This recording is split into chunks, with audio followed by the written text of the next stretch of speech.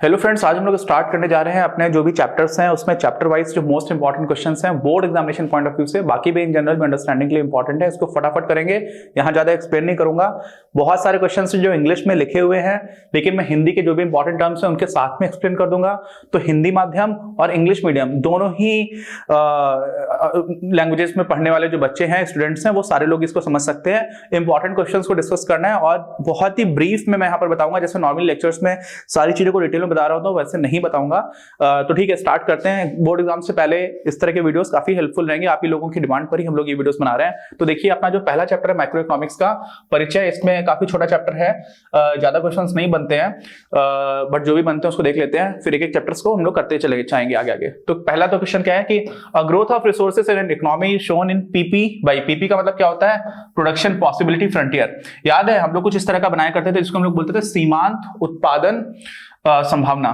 ऐसे यहां पर कोई एक वस्तु होती थी, यहां पर कोई दूसरी वस्तु होती थी। जैसे यहां पर हम लोगों ने गेहूं और कपास का लेकर के उदाहरण बनाया था, जो वीडियो बनाया था अपना, उसमें गेहूं और कपास बनाया हुआ था। ठीक है, तो एक तरफ व्हीट है और एक तरफ क्या है आपका cotton.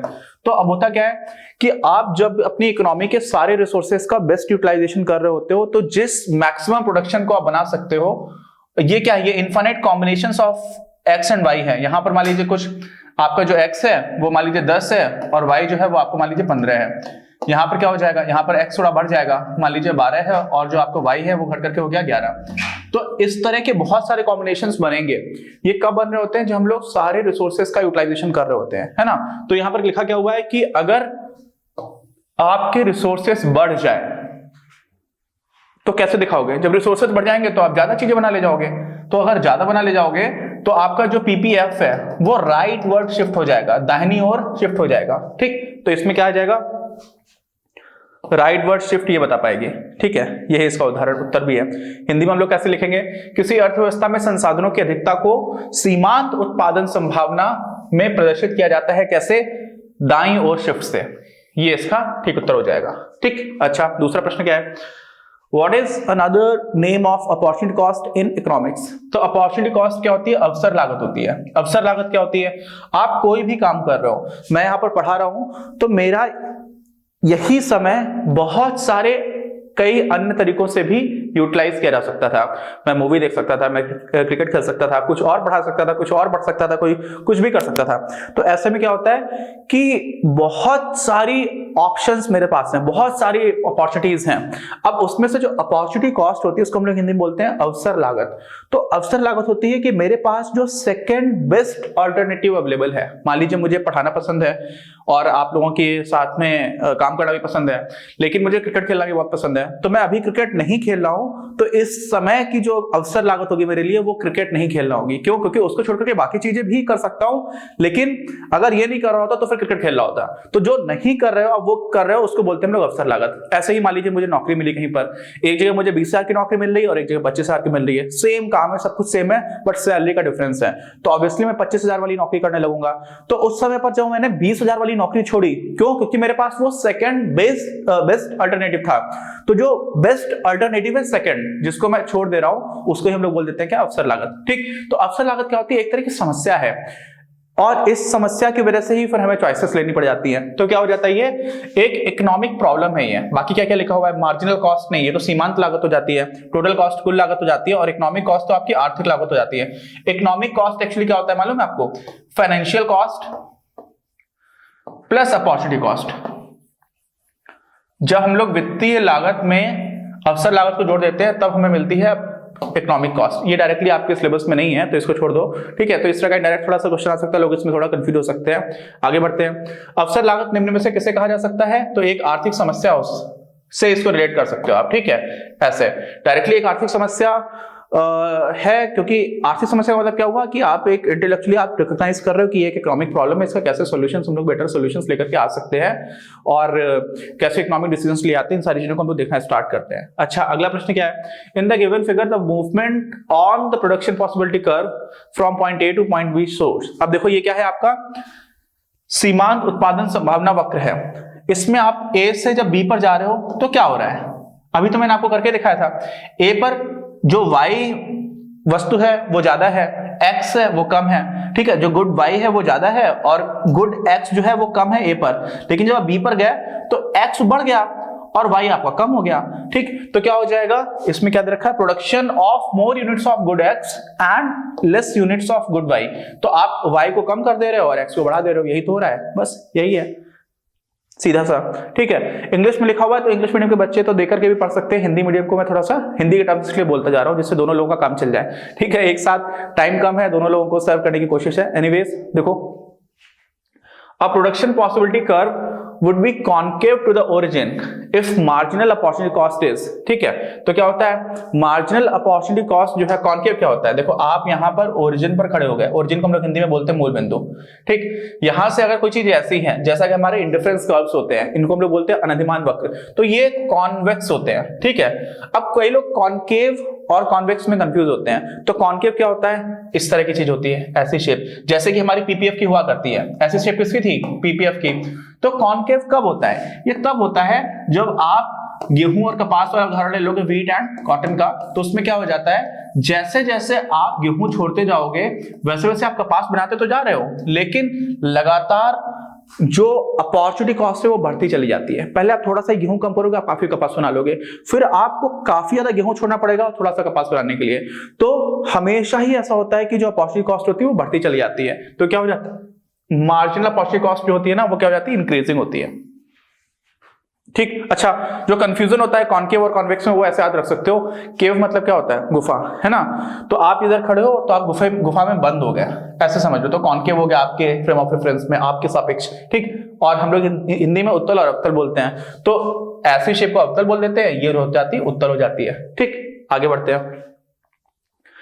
In the given figure x1 y1 and x2, अच्छा ठीक है, इसमें क्या है देखो मैं समझा देता हूं, ये जो लिखा हुआ है वो इंग्लिश मीडियम के बच्चे पढ़ लेना, हिंदी वालों को समझा दे रहा हूं। ये दो आपके वही सीमांत उत्पादन संभावना वक्र हैं, जिसमें P1 और P2 ये वो संभावनाएं हैं जिनको उत्पन्न किया जा सकता है अगर सारे संसाधनों का किसी गिवन पॉइंट ऑफ टाइम पर ठीक से यूटिलाइजेशन हो। यही तो होता है ना, सीमांत उत्पादन संभावना होती है, वो आप वो कर सकते हो, वो सीमांत, उससे ज्यादा नहीं कर सकते।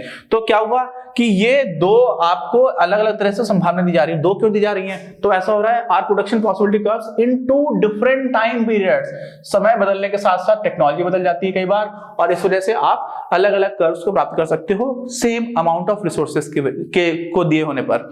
अच्छा, तो क्या पूछा जा रहा है, P1 and P2 are potential outputs and in T1 and T2, तो ये आपके पोटेंशियल है, मतलब ये अधिकतम जो आप प्राप्त कर सकते हो, लेकिन जो वास्तव में प्रोडक्शन हो रहा है, जो उत्पादन हो रहा है, वो हो रहा है A1 पहले टाइम पीरियड में और दूसरे टाइम पीरियड में A2। अब पहले टाइम पीरियड में A2 हो रहा है, दूसरे में हो रहा है A1 हो रहा है, दूसरे में हो रहा है A2, और अधिकतम क्या हो सकता है पहले टाइम पीरियड में P1 और दूसरे टाइम पीरियड में क्या हो सकता है P2। अच्छा, ये तो मैं जानकारी दी गई। पूछा क्या गया, पूछा गया the change in potential production over the two periods would be represented by a shift from. तो इसका मतलब क्या हुआ कि अधिकतम जो आप पोटेंशियल का मतलब क्या होता है, जो आप अधिकतम कर सकते हो।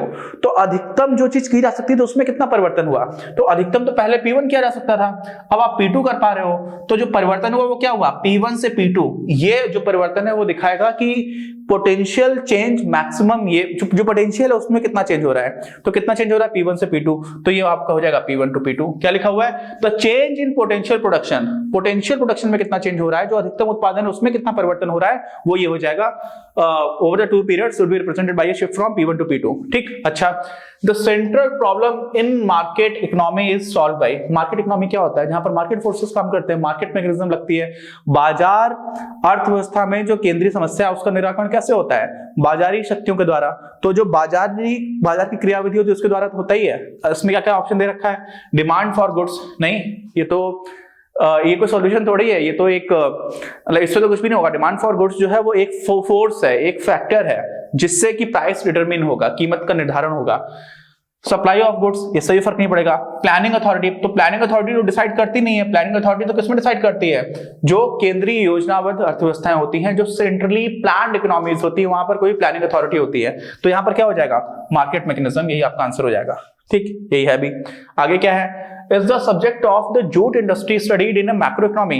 तो मैक्रोइकोनॉमी में तो हम लोग सारे क्षेत्रों को एक साथ मिला करके पढ़ते हैं, किसी एक इंडस्ट्री स्पेसिफिक या किसी एक इंडिविजुअल की बात, या किसी एक इंडस्ट्री में सप्लाई, या किसी एक इंडस्ट्री में डिमांड, या किसी एक इंडस्ट्री के प्राइसेस को कहां पे पढ़ते हैं, माइक्रो इकोनॉमिक्स में, वेस्टर्न अर्थशास्त्र में। तो ये हो जाएगा आपका फॉल्स, गलत वाक्य है कि जूट इंडस्ट्री को आप किसमें पढ़ते हो, व्यष्टि अर्थशास्त्र में, समष्टि में? तो व्यष्टि में पढ़ते हैं, यहाँ पे लिखा हुआ है समष्टि में पढ़ते हैं क्या, तो गलत हो गया। आगे क्या है, what are the 3 central problems of economy, of an economy, किसी भी अर्थव्यवस्था की 3 केंद्रीय समस्याएं क्या होती हैं? पहली होती है व्हाट टू प्रोड्यूस, क्या बनाया जाए, दूसरा हाउ टू प्रोड्यूस, कैसे बनाया जाए, और तीसरा जो बना दिया उसको कैसे बांटा जाए, ठीक है, डिस्ट्रीब्यूशन कैसे हो, ठीक है, किन किन के बीच में डिस्ट्रीब्यूट किया जाए। तो ये 3 प्रॉब्लम्स होती हैं जिसको मैंने बहुत ही डिटेल में बहुत अच्छे से वीडियोस में एक्सप्लेन किया हुआ है, आप देखिएगा। What to produce, how to produce, for whom to produce, ठीक हो गया। Give 2 examples of micro and macro economy. Micro में क्या होता है यार, क्या क्या पढ़ते हैं ऐसा समझ लो आप। और अगर आप अर्थव्यवस्था की बात करो कि माइक्रो इकोनॉमी क्या हो गया, तो एक इंडिविजुअल कंज्यूमर है, एक अकेला उपभोक्ता है, उसके लिए जो आप हम लोग बनाते थे ना इष्टतम बंडल जिसको बोलते थे, ऑप्टिमम बंडल, तो वो पता करना माइक्रो इकोनॉमिक में आ जाएगा, ठीक। ऐसी कोई इंडस्ट्री है, जूट इंडस्ट्री का उदाहरण था, वो माइक्रो इकोनॉमी में आ गया।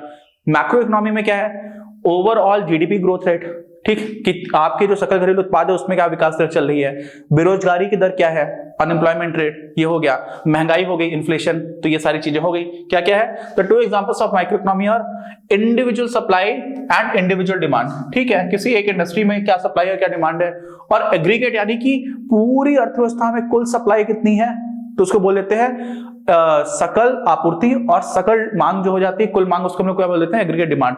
तो ऐसे भी लिख सकते हैं, कुछ भी लिख सकते हैं इसमें, आप समझ रहे हो ना, सिर्फ यही लिखना जरूरी नहीं जो मैंने आपको बताया, आप वो भी लिख सकते हो कि इसमें हम लोग किस किस चीजों को देख रहे हैं। अच्छा, डिफाइन स्कैर्सिटी। स्कैर्सिटी का मतलब होता है क्या, कमी। कमी का सिर्फ इतना मतलब है भाई कि किसी भी समाज में जितनी वस्तुओं की आवश्यकता है उतनी वस्तुएं मौजूद नहीं होती, जितने रिसोर्सेज की आवश्यकता है उतने रिसोर्सेज नहीं होते। क्यों? क्योंकि इच्छाएं अनंत हैं। तो बस यही आपकी स्कैर्सिटी है। Scarcity refers to the deficit of resources as compare to the demand. जितने रिसोर्सेज की, जितने स्रोतों की आवश्यकता है उतने है नहीं, जितने संसाधनों की आवश्यकता है, जितने की मांग है, जितने की मांग है उतने है नहीं। आप मांगते हैं बहुत कुछ हो, है ना, सारे लोग ही मांगते हैं। अगला प्रश्न क्या है, identify and discuss the nature of The following newspaper reports in terms of positive and normative economic analysis। ये थोड़ा सा इंटरेस्टिंग प्रश्न है, ज्यादा प्रश्न ऐसे नहीं आएंगे। क्या बोला गया है, वास्तविक अर्थव्यवस्था, अर्थशास्त्र और आदर्शात्मक अर्थशास्त्र, हिंदी में बोलते हैं। पॉजिटिव को बोलते हैं वास्तविक और नॉर्मेटिव को बोलते हैं आदर्शात्मक। हिंदी में बहुत आसान हो जाता है, नॉर्मेटिव मतलब आदर्शात्मक। तो आप एक आदर्श बना करके जब चीजों में कंपेयर करके सजेस्ट करते हो कि क्या होना चाहिए। आदर्श का मतलब क्या होता है, जैसे हमारे देश में हमारे संविधान ने बहुत सारे आदर्श स्थापित करता है कि हमारे देश में ये चीज होनी चाहिए, धर्मनिरपेक्षता होनी चाहिए, बराबरी होनी चाहिए, है ना। तो वो जो होना चाहिए ये बताता है हमारी नॉर्मेटिव, यानी कि आदर्शात्मक अर्थशास्त्र में हम लोग ये सारी बातें करते हैं। पॉजिटिव में क्या होता है कि जो है वो बताओ क्या है, जैसा है वो क्या है, उसकी बात करते हैं। तो यहां पर क्या हुआ है, न्यूज़पेपर में कुछ कुछ लिखा हुआ है, हमें बताना है कि नॉर्मेटिव कौन सा है और पॉजिटिव कौन सा है। तो पहला क्या लिखा हुआ है, India jump 23 points in the World Bank's ease of doing business index to 77th place, highest in 2 years। तो ऐसा बोला जा रहा है कि भारत का जो विश्व में व्यवसाय करने में आसानी वाली जो सूची बनाई जाती है ना, world ease of doing business एक इंडेक्स होती है जिसमें ये बताया जाता है कि किस किस देश में व्यवसाय करना कितना आसान है। तो उसमें भारत का 77वां स्थान हो गया और बहुत ज्यादा जंप भारत ने की है। तो हो गया, यहाँ पे कुछ सजेस्ट तो किया नहीं जा रहा, तो ये क्या हो जाएगा, वास्तविक अर्थशास्त्र के अंतर्गत आएगा, पॉजिटिव इकोनॉमिक्स के अंतर्गत हम लोग इसको पढ़ेंगे। दूसरा क्या है, government should further liberalise the business rules. तो ये कहा जा रहा है कि सरकार को और भी ज्यादा जो भी व्यवसाय से संबंधित नियम है उनको थोड़ा और ढीला कर देना चाहिए, उनको थोड़ा और उदारवादी बना देना चाहिए। तो ये किया जाए, तो कर देना चाहिए आ रहा है ना, तो हमेशा चाहिए वाली बात नहीं होती, बट ज्यादातर में आपको समझ के देख करके समझ में आ जाएगा। तो यहाँ पर एक सजेशन है और एक आदर्शात्मक स्थिति की तरफ जाने की बात है, इसलिए इसको हम लोग पढ़ेंगे किसमें, नॉर्मेटिव इकोनॉमिक्स में। किसमें पढ़ेंगे, नॉर्मेटिव, ठीक है। तो ये दोनों का पहलू है, इस पर भी कभी क्वेश्चन आ जाता है कि पॉजिटिव और नॉर्मेटिव में क्या डिफरेंस है, वास्तविक और आदर्शात्मक में क्या डिफरेंस है। ये वही सारी चीज दे रखी है। हाँ, दोनों सेंटेंसेस अपने ठीक थे। इसमें लिखा हुआ नॉर्मेटिव को हम लोग बोलते हैं ऑट टू बी, जो किया जाना चाहिए, है ना, ठीक। अच्छा, मार्केट क्या है, मार्केट कोई भी ऐसी जगह है जहां पर उत्पादनकर्ता उपभोगकर्ता से मिलता है और आपस में जो लेन देन है वो करते हैं, ठीक है, एक्सचेंज कर पाते हैं, फ्रीली करते हैं बिना किसी विरोध के, गतिरोध के, ठीक। अच्छा, तो क्या हो गया, अब market is a set of arrangements where economic agents can freely exchange their commodities और प्रोडक्ट्स विद ईच अदर, आपस में एक दूसरे से वस्तुओं का आदान प्रदान बिना किसी रुकावट के कर सकते हैं, ठीक, ऐसा ये हो गया। अच्छा, what is production possibility frontier, ये तुम लोगों ने सबसे पहले डिस्कस किया था। क्या होता है भाई, आप ऐसा बनाते हो, यहाँ पर एक वस्तु रखते हो, मान लो y है, यहाँ पर दूसरा गुण रखा है x, इन दोनों के बहुत सारे कॉम्बिनेशंस बनाए जा सकते हैं। कब, जब आप किसी पॉइंट ऑफ टाइम पर दिए गए रिसोर्सेस के मुताबिक मैक्सिमम प्रोडक्शन कर सको, तो प्रोडक्शन पॉसिबिलिटी फ्रंटियर, ये मैक्सिमम है इसलिए फ्रंटियर है, ठीक है। इसे हम लोग हिंदी में बोलते हैं क्या, सीमांत उत्पादन संभावना। तो ये क्या होता है कि किसी भी अर्थव्यवस्था में किन्हीं दो वस्तुओं के विभिन्न संयोग जिनको हम बना सकते हैं दिए गए संसाधनों के स्तर पर, और ये वो स्तर है जो अधिकतम अचीव किया जा सकता है। बाकी इसके अंदर जो भी कॉम्बिनेशंस बनेंगे वो सारे के सारे पॉसिबल हैं, लेकिन वो क्या है, वो एफिशिएंट यूसेज नहीं दिखा रहे। एफिशिएंट मतलब जो एकदम ठीक से अगर संसाधनों का प्रयोग किया जाए तो हम लोग इस सीमा तक पहुंच जाएंगे, नहीं तो इस सीमा के अंदर रहेंगे, ठीक। तो ये हो गया हमारा, क्या हो गया, इसी को देख लेते हैं क्या लिखा हुआ है। Production possibility frontier is the curve that depicts the maximum output possibility for two combination goods that are produced when the resources are fixed at a given period of time, ठीक है। जब किसी भी दिए given period of time का मतलब हुआ किसी point of time पर, जैसे जून 2020 में किसी गांव में इतने रिसोर्सेस हैं, तो अब आप मैक्सिमम कितना प्रोड्यूस कर सकते हो उसकी बात होती है, ठीक। अच्छा, आगे बढ़ते हैं। Define the marginal rate of transformation, अब समझ लो ट्रांसफॉर्मेशन का मतलब समझते हैं, एक चीज से दूसरी चीज में जब बदलाव हो रहा होता है तो उसको बोलते हैं ट्रांसफॉर्मेशन। तो नीति आयोग का फुल फॉर्म क्या है, national institute for transforming India. हमें देश को बदल देना है, सकारात्मक परिवर्तन, खराब नहीं करना है, सकारात्मक परिवर्तन लाना है। तो यहाँ पर क्या है, y, यहाँ पर x, ये दो गुड्स हैं, दो वस्तुएं हैं। जब आप ऐसा पीपीएफ बनाते हो तो इसमें क्या होता है कि जब आप एक वस्तु, यहां पर क्या है, यहां पर x शून्य है, यहां पर y शून्य है, तो आप जैसे जैसे आपको x ज्यादा चाहिए तो आपको y छोड़ना पड़ता है। तो क्या होता है कि आपको अगला x प्राप्त करने के लिए कितना y छोड़ना पड़ेगा। ऐसे ही आप नीचे से ऊपर जाओगे तो आपको क्या करना पड़ेगा, जब नीचे से ऊपर जा रहे होगे तो आपको x छोड़ना पड़ेगा और y आपको प्राप्त करना पड़ेगा। तो ऐसे में क्या हो जाता है, ऐसे में आपको समझ लीजिए ऐसा हो जाता है कि जिस रेट पर आप छोड़ रहे होते हो, मार्जिनल रेट ऑफ ट्रांसफॉर्मेशन, रूपांतरण की जो सीमांत दर है कि आपको एक x चाहिए तो आपको कितना y छोड़ना पड़ा, इस तरह से, यानी कि उल्टा कर दीजिए कोई, अगर आप x से इधर जाओगे, नीचे से ऊपर जाओगे, तो आपको y चाहिए तो आपको x कितना छोड़ना पड़ेगा किसी भी पॉइंट पर, उसी को हम लोग बोल देते हैं क्या, रूपांतरण की सीमांत दर। क्या लिखा हुआ है इसको देख लेते हैं। Marginal rate of production, MRT, is the ratio of a particular product sacrificed to manufacture another product। आप एक वस्तु की वो मात्रा जिसको आप छोड़ देते हो, क्यों, जिससे कि दूसरी वस्तु बनाई जा सके, तो उसी का जो अनुपात निकल करके आता था delta Y upon delta X. जैसे मान लीजिए मैं यहीं पर आपको बना करके दिखा देता हूं, यहां पर ऐसा आपका पीपीएफ था, इस पॉइंट पर आपको निकालना है, तो आप इसी पर जो टेंजेंट निकालोगे, इस टेंजेंट का जो स्लोप होगा वो कैसे निकालते हैं, हम लोग निकालते हैं डिफरेंशिएशन से, वो इसके एमआरटी को बता देगा, ठीक।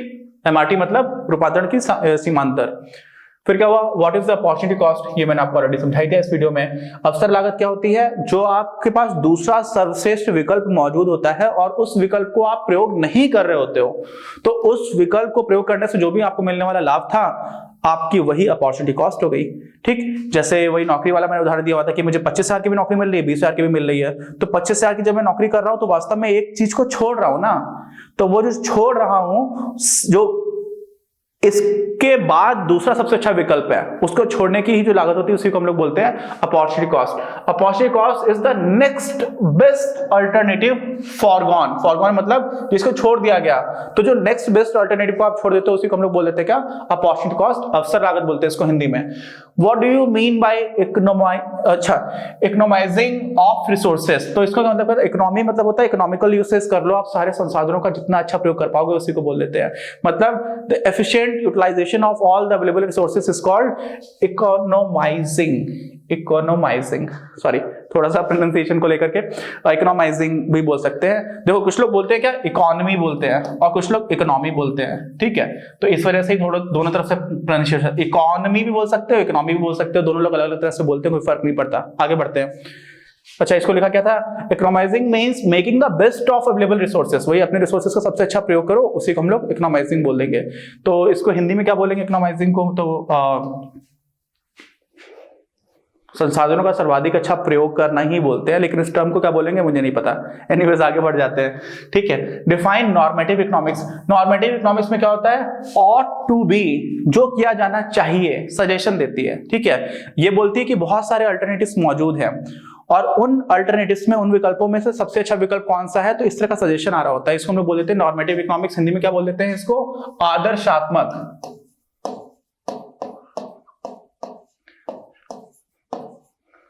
ये आदता है, ठीक, आदता और मां। इस theory that understands what an economy should be under ideal circumstances, क्या होना चाहिए आदर्श परिस्थितियों में, as compare to what it is, अभी क्या है और वास्तव में क्या होना चाहिए, तो उस हिसाब का सजेशंस आते हैं, ठीक है। It is mostly based on judgemental analysis.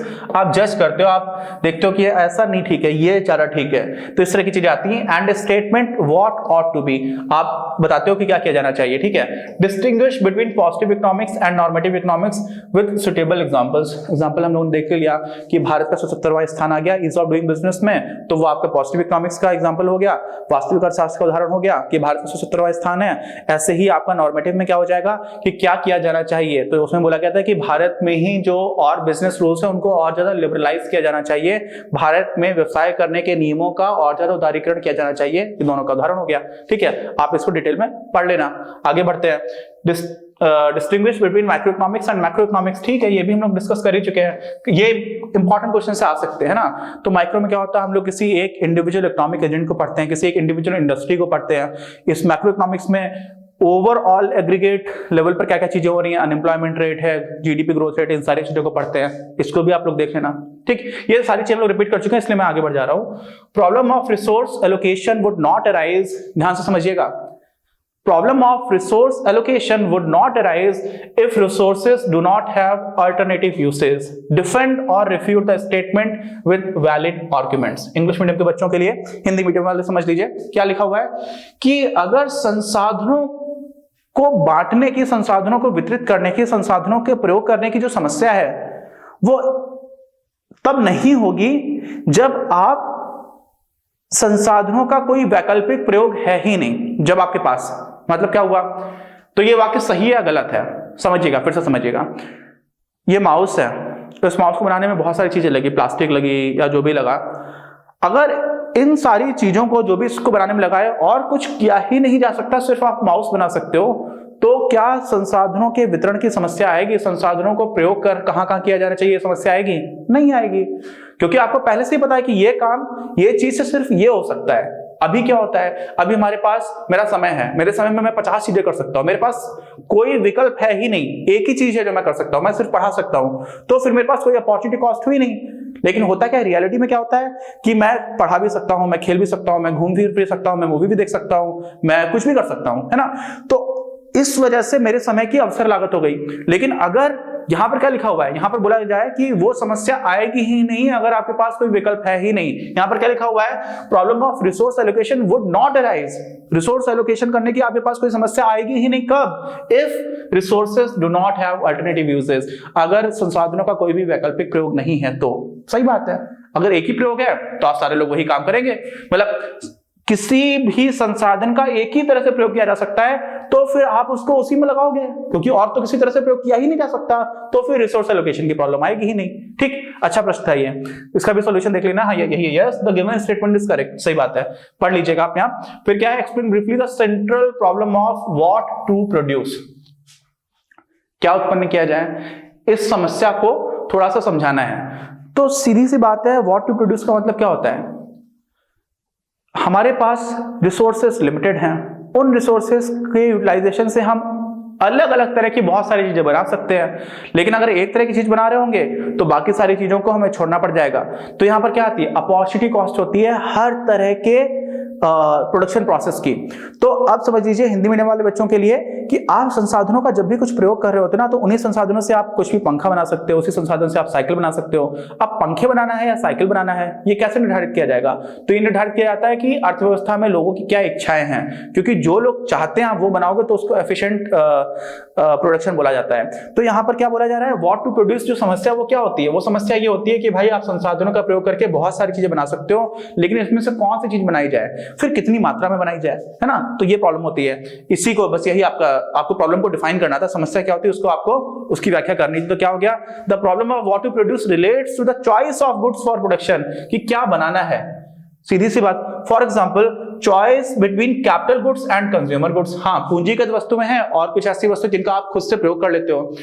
तो पूंजीगत वस्तुएं कैसी होती है, जैसे कोई मशीन बना दी जिससे कि फिर से और वस्तुओं का निर्माण किया जा और वस्तुओं को बनाया जा सके, उसको हम लोग बोल देते हैं पूंजीगत वस्तुएं, कैपिटल गुड्स। कंज्यूमर गुड्स क्या होते हैं, जिनका आप उपभोग कर लेते हो। तो या तो आप उपभोग वस्तुएं बनाना चाहते हो या फिर पूंजीगत वस्तुएं बनाना चाहते हो, इसके बीच पे चॉइस हो सकती है ना? ऐसे ही क्या हो सकता है, between war time goods and peace time goods, शांति के समय पर जिन वस्तुओं की आवश्यकता है वो बना रहे हो, या फिर युद्ध चल रहा है तो देश में बहुत सारी ऐसी कंपनीज होती है, फैक्ट्रीज होती है, जिसको हम लोग युद्ध से संबंधित वस्तुओं के निर्माण के लिए लगा देते हैं। ठीक है, अच्छा, जैसे अभी कोविड-19 हुआ था तो जनरल मोटर्स नाम की एक बहुत बड़ी कंपनी है, कार कंपनी यूएसए में, जिसने वेंटिलेटर्स बनाना स्टार्ट कर दिया था। ठीक है, तो ऐसी चीजें होती है। फिर क्या है, the actual quantity of two possible goods would ultimately depend upon the market conditions of demand and supply of each of the goods.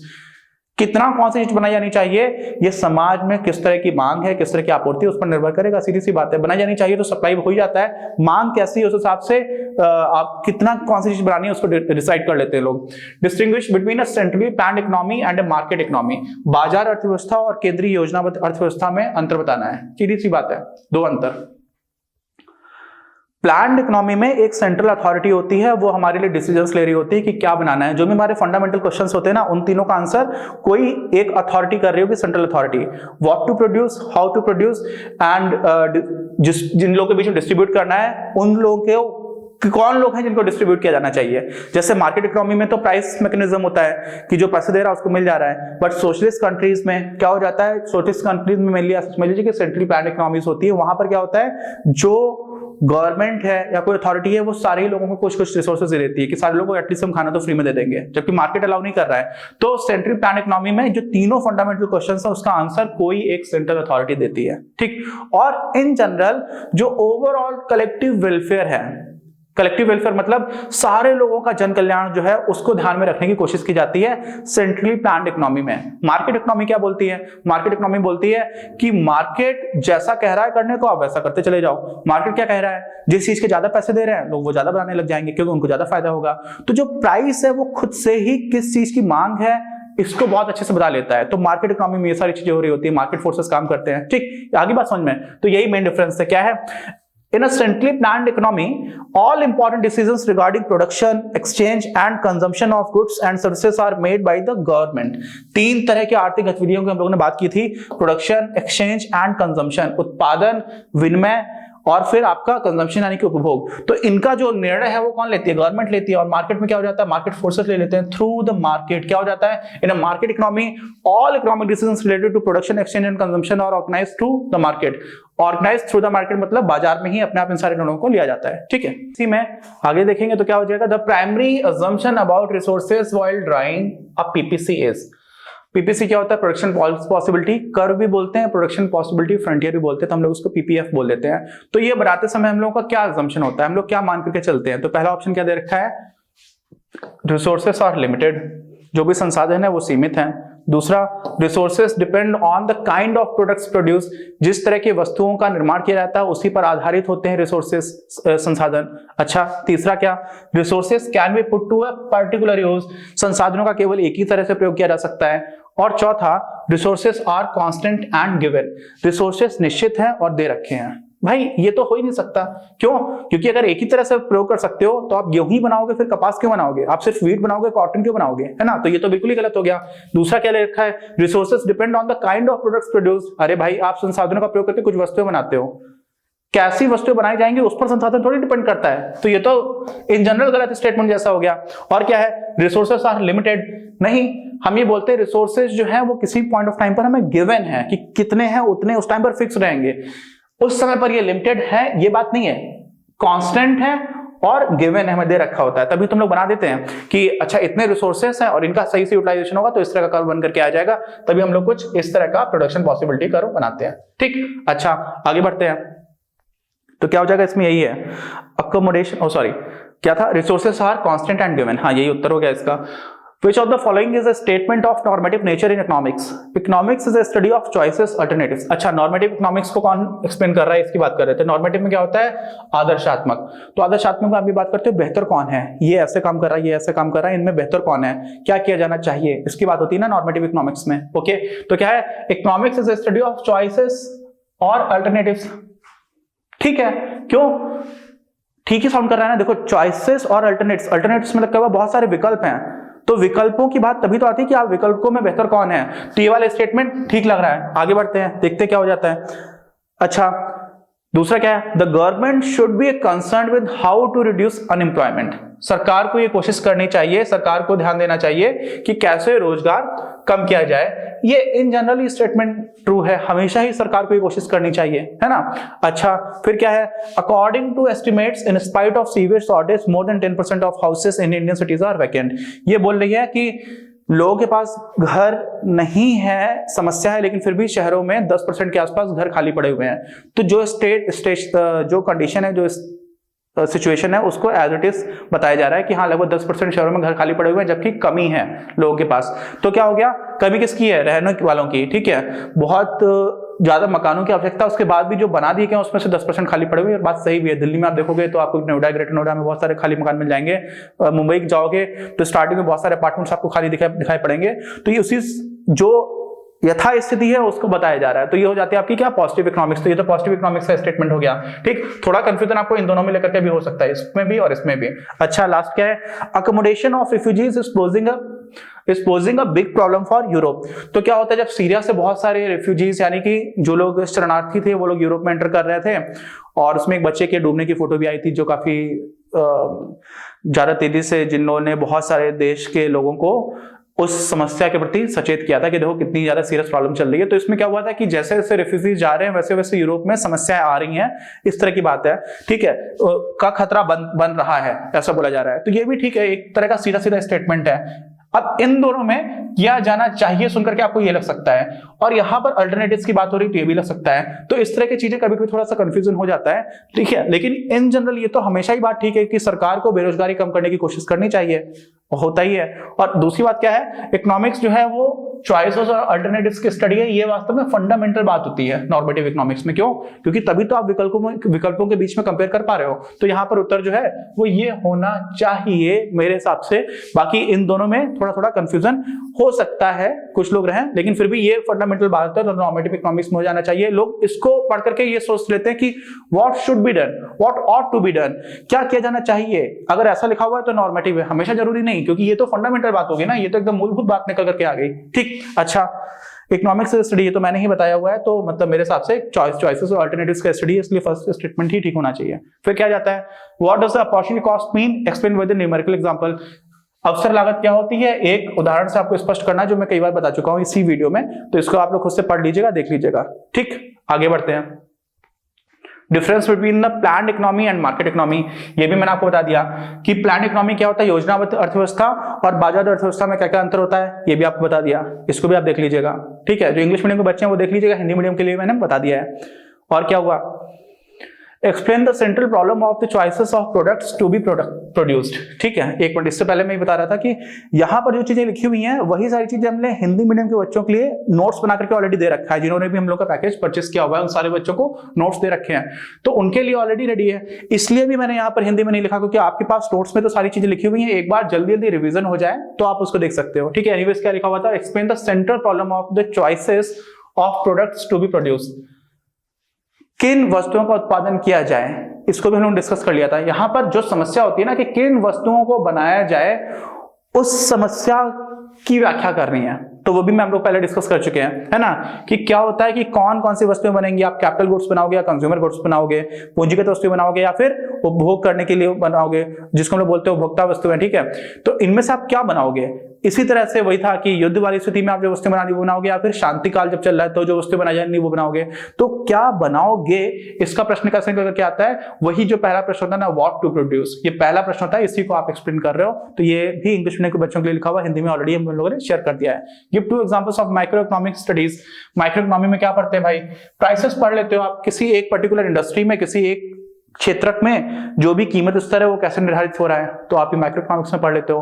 किसी एक इंडिविजुअल कंज्यूमर के पॉइंट ऑफ व्यू से उसका बंडल, ऑप्टिमम बंडल, इष्टतम चयन कैसे करेगा वो अपने बंडल का, वो पढ़ लेते हो। ठीक है, तो इस तरह की चीजें हो जाती हैं। Demand of a commodity, supply of a commodity, आप ये पढ़ लेते हो। किसी एक वस्तु की सप्लाई कितनी है, किसी एक की डिमांड कितनी है, ये सब पढ़ लेते हो। ठीक है, फिर क्या हुआ, give the meaning of economy.